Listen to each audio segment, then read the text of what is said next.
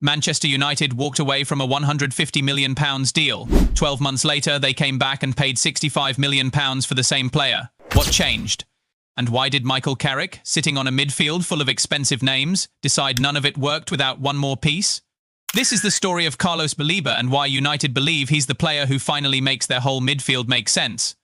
Rewind to last summer. United want Baleba. Brighton want Chelsea money, the same £115 million fee Chelsea just paid for Moises Caicedo. Personal terms are basically done. Baleba wants the move, but the number doesn't move and United walk. No deal, no drama, just a stalemate that looks final. Then something strange happens. Baleba's season falls apart. Fewer starts, no goals, no assists. A player who once looked like the heir to Caicedo suddenly looking like a squad player. Most people assume United have moved on for good. They hadn't. Quietly, both sides still wanted this. So United go back in and this time, Brighton can't ask for £115 million anymore. United open low, push hard and land him for £65 million plus £5 million in add-ons. A year of patience just saved them £50 million.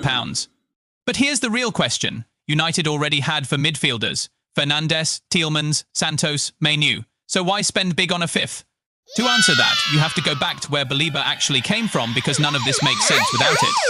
He grew up in Douala, Cameroon, in a home that literally burned down and had to be rebuilt. His boots were hand-me-downs, often too big. His father had been a professional striker who never got his shot in Europe and he decided his son wouldn't miss his.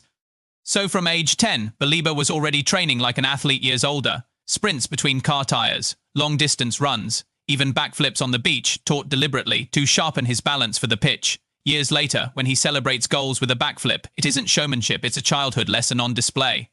He didn't start as a midfielder either. He began as a winger, dribbling defenders so often people nicknamed him Maradona. An injury changed that. When he came back, he moved inside and that single positional shift rewired his entire career path. By 13, scouts were watching. By 14, he was training with players years older, transforming into a true box-to-box midfielder. Before we go further, if stories like this, football, rebuilds and transfer breakdowns are your thing, hit subscribe now because this channel is just getting started. At just 13 years old, Baleba made a promise to his mother that if he made it as a pro, he'd build her a house and buy her a car. It's the kind of promise kids make without understanding the weight of it. He never forgot it. In 2022, he left Cameroon for Lille, beating interest from Europe's biggest clubs. He arrived at 18 in the cold, on perfect grass for the first time in his life. After growing up on sand and gravel pitches, Lille kept him tightly controlled, even restricting his phone access to keep him focused.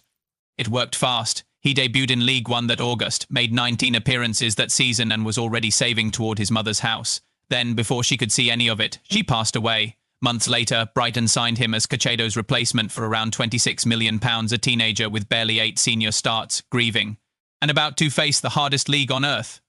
His start was brutal. His second Brighton start came against Manchester City, and it exposed him completely hesitant, overwhelmed, subbed off in a defeat. For the first time, the Premier League made him look ordinary. Brighton's manager admitted he wasn't ready but insisted he'd get there.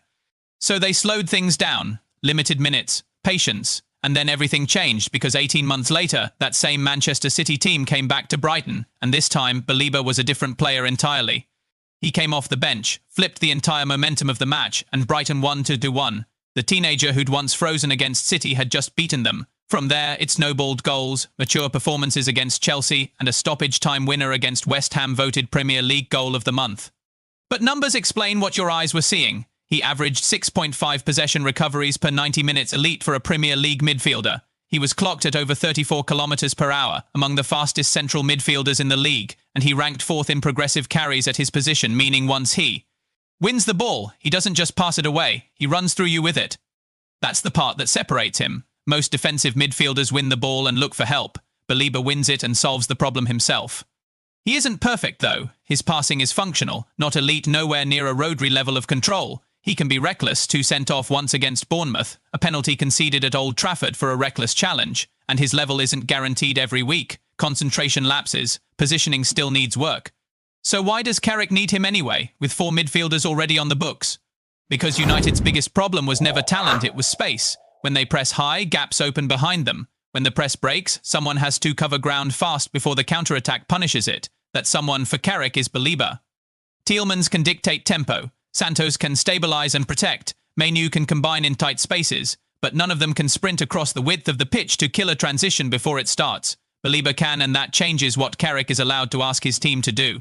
It also frees Bruno Fernandes. Instead of dropping deep to help build play, Bruno can stay higher, closer to the danger zone, because Baleba is covering the ground behind him. Just 15 or 20 extra yards, but for a creator like Bruno, that's the difference between starting attacks and finishing them. There's real risk here too. Baleba arrives after a rocky final season at Brighton, carrying an ankle injury, and a transfer fee that invites pressure the moment he steps on the pitch. If United expect him to be their playmaker and their shield at once, it could crush him. But if Carrick uses him the way Brighton eventually did as the engine that lets everyone else do their job, the player who terrified Premier League defences last season could be about to do it again, in red instead of blue and white stripes. Because the real question now isn't whether Baleba can run, it's whether the rest of the Premier League has anything that can keep up with him.